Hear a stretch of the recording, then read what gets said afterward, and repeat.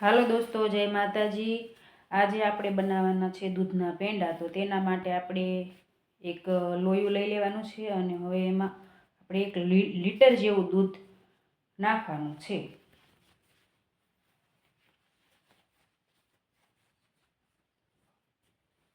આવી રીતે આપણે 1 લીટર જેવું દૂધ લઈ લેવાનું। ત્યારબાદ હવે એને સરસ મજાનું ઘાટું એવું સરસ થવા દેવાનું।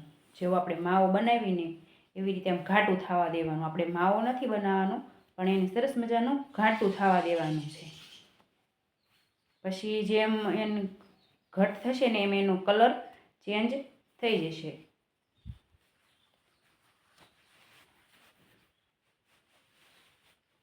તો જો આવી રીતે આપણે સરસ મજાનું ઘાટું એવું થવા દેવાનું દૂધ। સરસ હલાવતું જ રહેવાનું, સોટવા નહીં દેવાનું। જો આવી રીતે આવો કલર આવી જાય। તમે આમાં કેસર પણ નાખી શકો છો, તો કેસરના પેંડા બની જાય।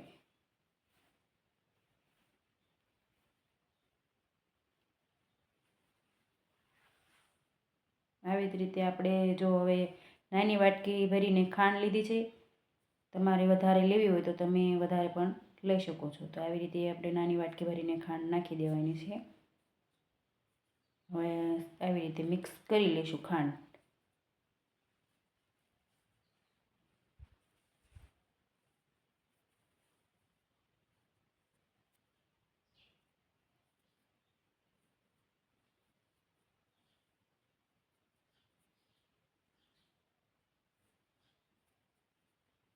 આવી રીતે આપણે મિક્સ કરતું જ રહેવાનું છે।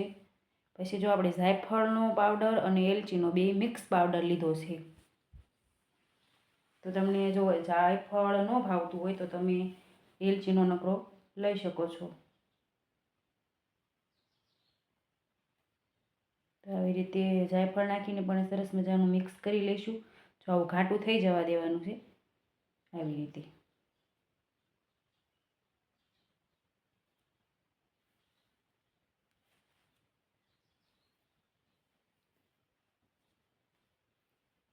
જો આપણે ઠરવા આવી રીતે ઘડીક વાર ઠરવા દેવાનું, કાઢીને ડીશમાં કાઢીને ઠરવા દેવાનું। હવે ઠરી ગયું, જો હવે તો આપણે એના પેંડા વાળી લઈશું।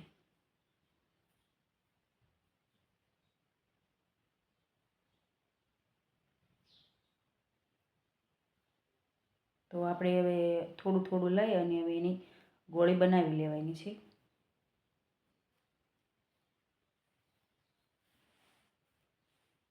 આવી જ રીતે આપણે બધી જ ગોળીઓ બનાવી લેવાની છે।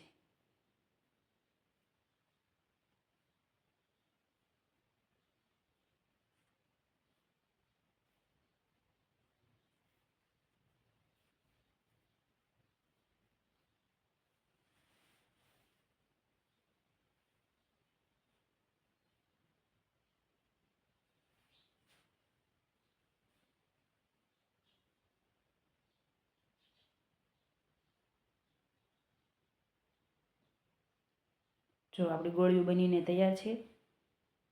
હવે આપણે આ જે બોટલ આવે ને સોડાની કે કોઈ પણ ચાલે, આવી રીતે ઢાંકણું લઈ અને ઉપર આવી રીતે દબી દેવાનું, એટલે સરસ મજાનું શેપ પડી જશે પેંડા જેવો સરસ।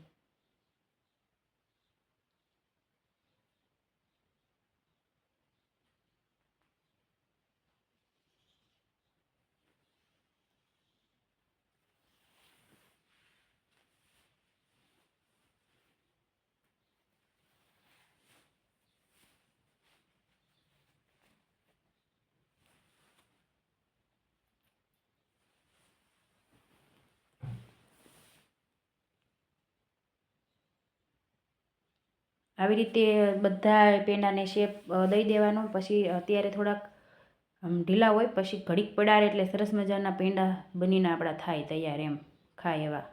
તો જો આપણા પેંડા સરસ મજાના બનીને તૈયાર છે, તમે જોઈ શકો છો।